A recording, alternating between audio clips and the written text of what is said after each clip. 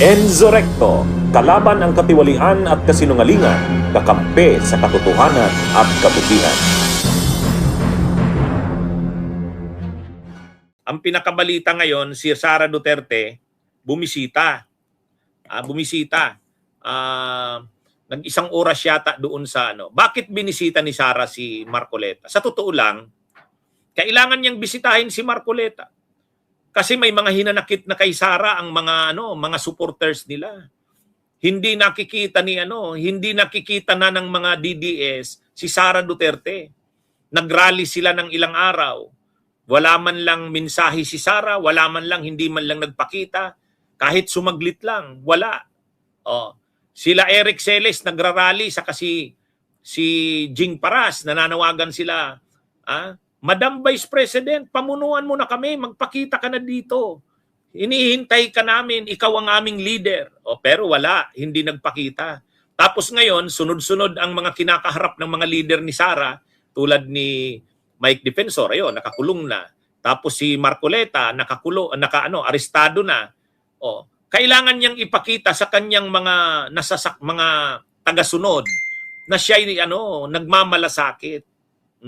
Kasi parang wala na si Sarang pakialam sa kanyang mga leaders. Nung nagrally doon sa Iglesia ni Cristo, hindi man lang siya nagparamdam.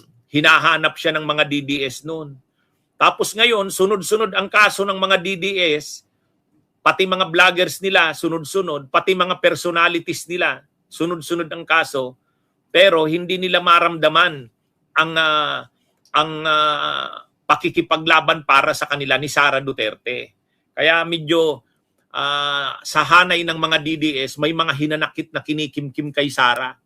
Ay ngayon, naaresto si Mike Defensor, naaresto si Marcoleta, nandun sa ospital. Kailangan niyang ipakita yung optics importante yung optics. Kailangan niyang ipakita sa mga supporters nila na si Sara Duterte ay may malasakit kay Marcoleta. Yun. Kaya nandun, dumalaw kay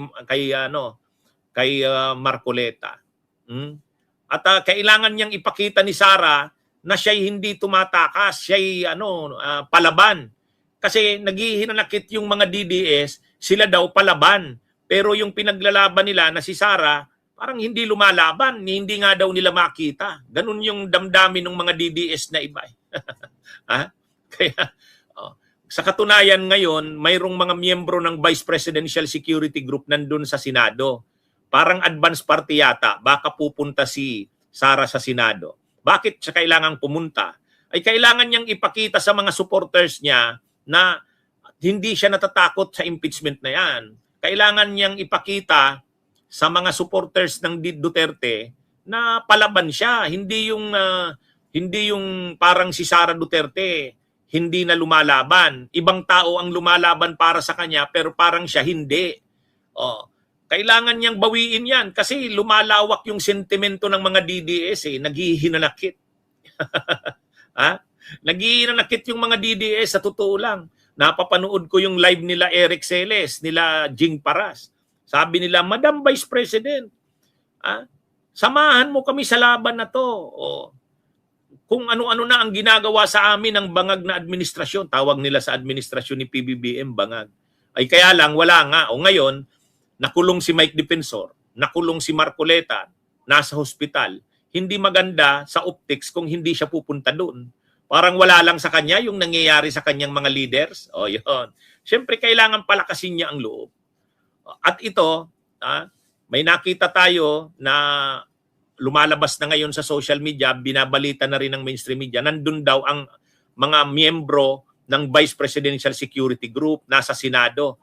Parang chine-check yata ang security ng Senado. Baka pumunta si Sara. Bakit kailangan niyang gawin yan?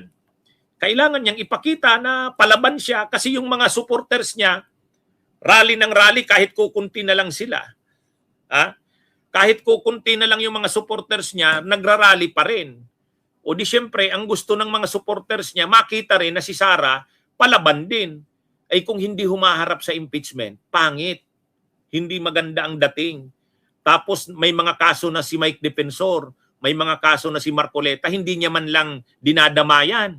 Oh, yan, bumabawi yan si Sara ngayon. Kailangan niya talagang bumawi kasi pabagsak na ang Duterte.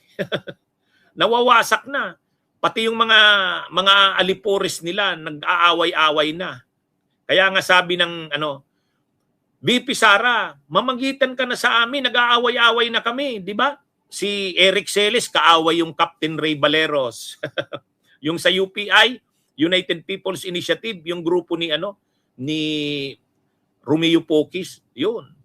Kaya parang nakakaramdam ang mga DDS na si Sara, ang mga binibisita, mga eskwelahan, mga kasalan, mga hospital, mga patay, yun yung mga Pero ang gusto ng mga DDS, damayan din sila ni Sara sa laban nila. Kasi pinaglalaban nila si Sara eh.